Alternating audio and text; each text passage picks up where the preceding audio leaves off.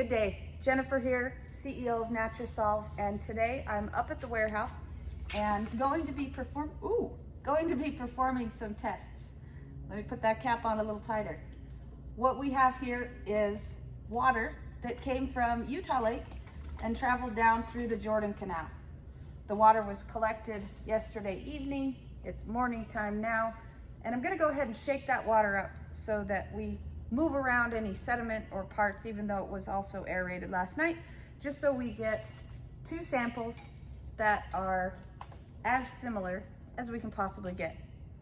The first thing I'm going to do is I'm going to weigh our jars, 8.3 ounces, 8.4 ounces. And why I'm doing that is to make sure that we get the same amount of water in each. What we're going to be doing with this water from Utah Lake is performing some basic tests that we can do in-house. We've also done some testing that we send to a third-party lab for some additional details, but I want to go ahead and get a pH reading, do some basic strip tests, and do that for a treated and untreated sample with our water mix.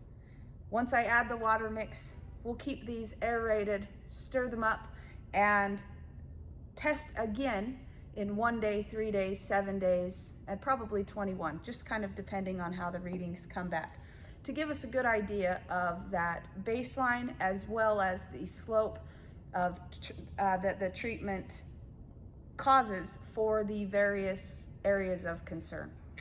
If you're unfamiliar with Utah Lake, it is in Utah County and has a max depth of about 10 feet. Most of the water that comes through there is not through tributaries like streams or other waterways, it's through wastewater treatment plants. So over the years of both mining and the wastewater effluent, we've seen a buildup in the sediment of a lot of really harsh materials, and also cyanobacteria, or that blue-green algae that comes back every single year. At Natura Solve, we've been looking to treat this lake for years, and we'll be resubmitting for a permit in order to move forward with on-site testing and then application. After looking at it and seeing others try to come in and propose solutions, what we've thought is a somewhat novel idea is, instead of going and treating the lake over and over and over again, we have the opportunity to treat at the source. And as Barry Cohen from the National Algae Association would point out, treating from source to bloom is where you solve the actual problem. If we can introduce water mix, not just to the lake, but to the lake through the wastewater treatment process or through the effluent, we'll be treating the waterways without a need to dredge, without a need to go back every year, and with added benefit to all of the surrounding communities who pay those wastewater treatment bills. If we can rapidly decrease biosolids like we know we can, get rid of odors, and make the plants more efficient, costs will come down, efficiency will go up, and we'll be treating the lake without the long-term cycles that we would normally see in a waterway like this. This water was taken from, like I mentioned, the Jordan Canal, which is the waterway that connects Utah Lake all the way through the valley. I'm gonna shake it up one more time just for good measure. All the way to the Great Salt Lake. That has a host of other issues, and we'll talk about that another day. But for right now, let's get on to measuring our water.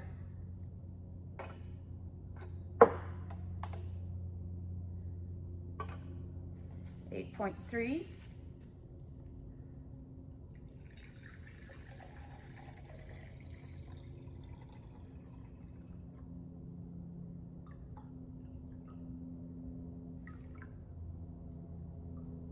Okay. 29 on the dot. We're gonna leave that there. And this other one we're gonna do at 29.1 because of the slight differential of the size of the jar. Starting at 8.4.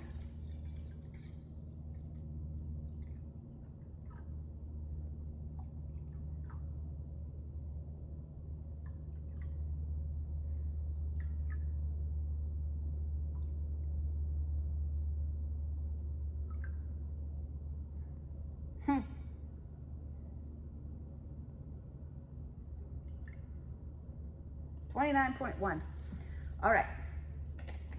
So we've got two samples, one that we will treat and the other that we will leave alone. We'll do the exact same things to both though. We're going to test the pH in both of them. We're going to do strip tests for both of them.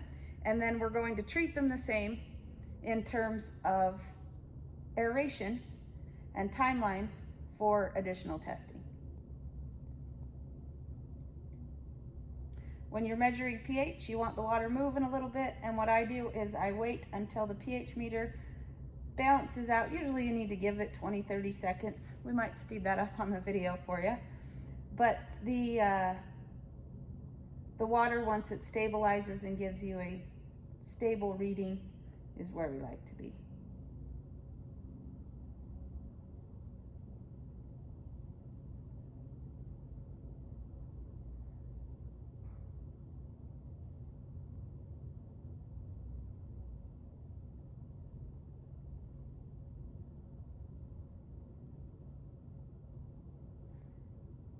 Okay, 83.7 or 8.37, excuse me. That would be a ridiculous number. All right, turn it back off and on again.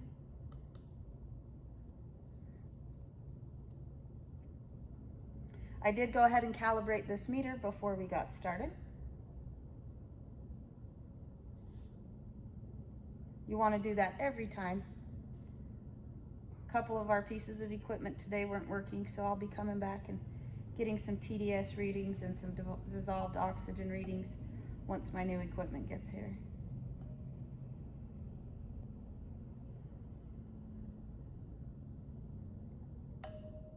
Oops.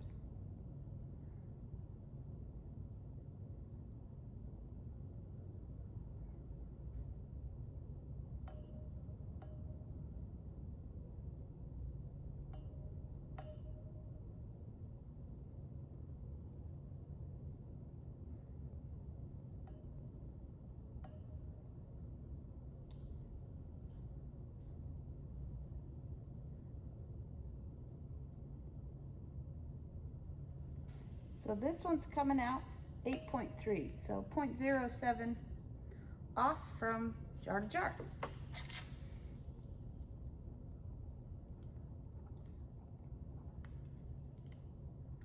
Slight difference, and that's pretty common. These meters are not as good as what you get in the lab, but they do give us a pretty good indication of where things are at.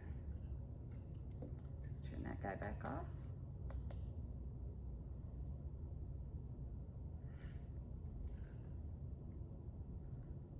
Make sure we're starting in a good place.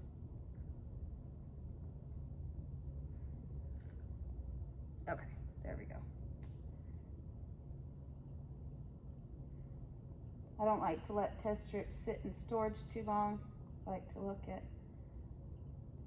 kind of everything before I utilize it.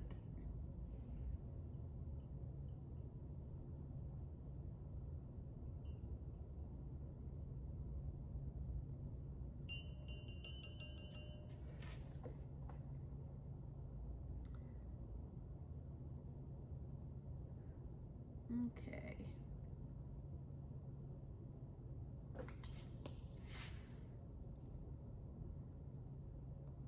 Alkalinity is 120. Chlorine is at a 0.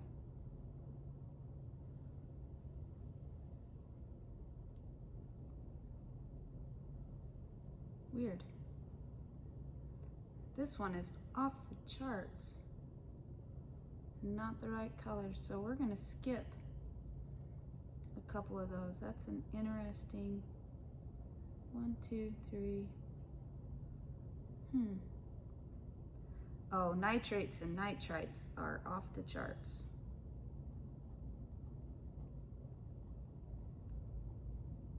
Not measurable.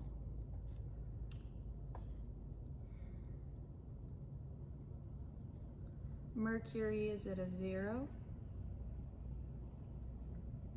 Lead is at 20 parts per million.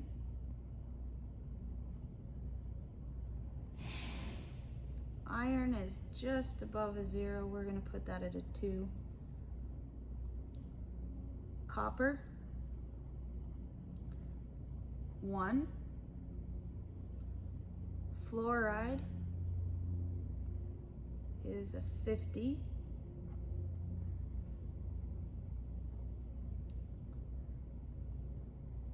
Bromine is a 0. Chromium looks to be about a 2. Hardness is at 250.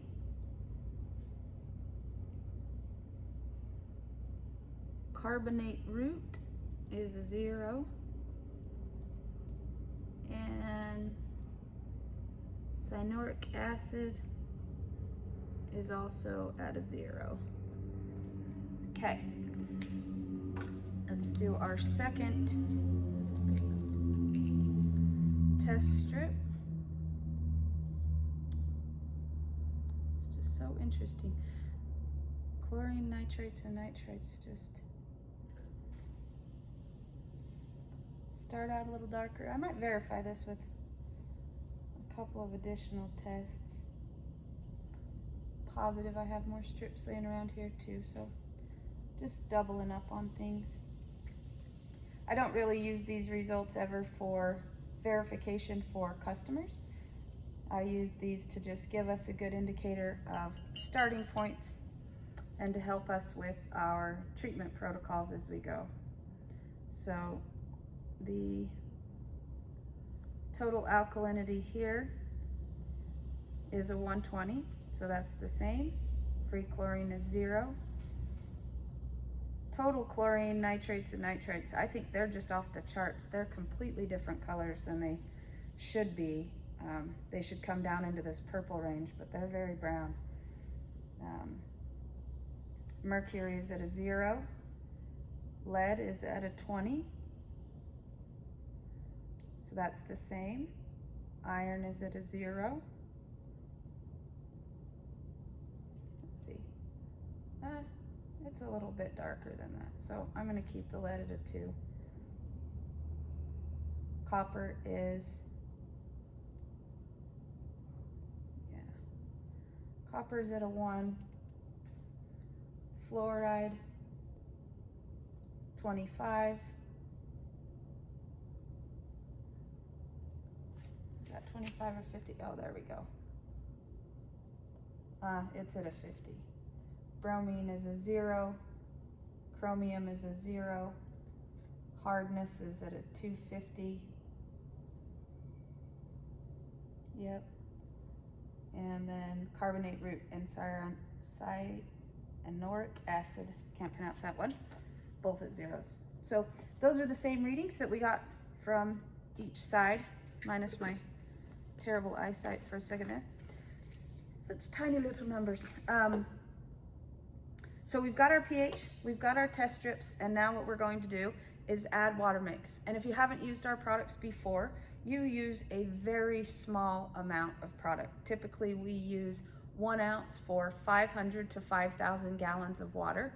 And so we are going to just add a little teeny drop here. I'm not going to be that exacting because this is a homespun test, but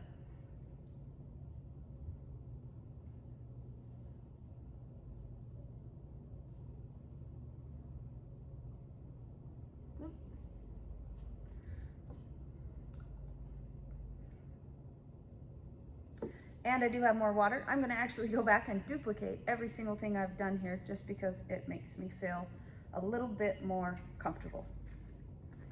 Now we just barely added it. I'm gonna use a test strip here to stir it up because I want to see a couple of things right away.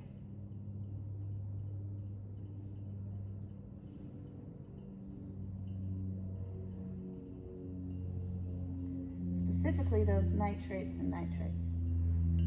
I know that we get rid of those, we drop them to non-detectable in days, even when they're really, really high. So I just want to see right away what that looks like.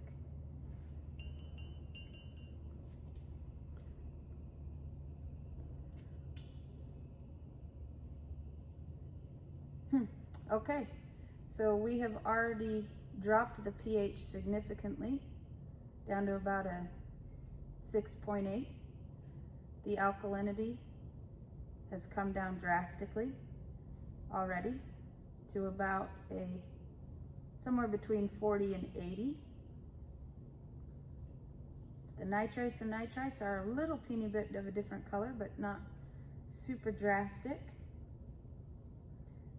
Mercury hasn't changed. Lead is still about a 20.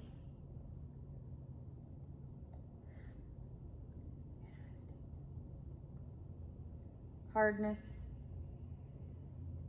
is still at the 250. But I want you to note and just look at, so that was some drops. But check this out. These two are our initial test.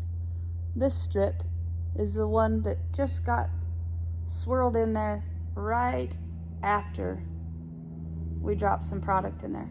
So even though there's slight differences right now, that is a pretty big color difference already in some of those samples.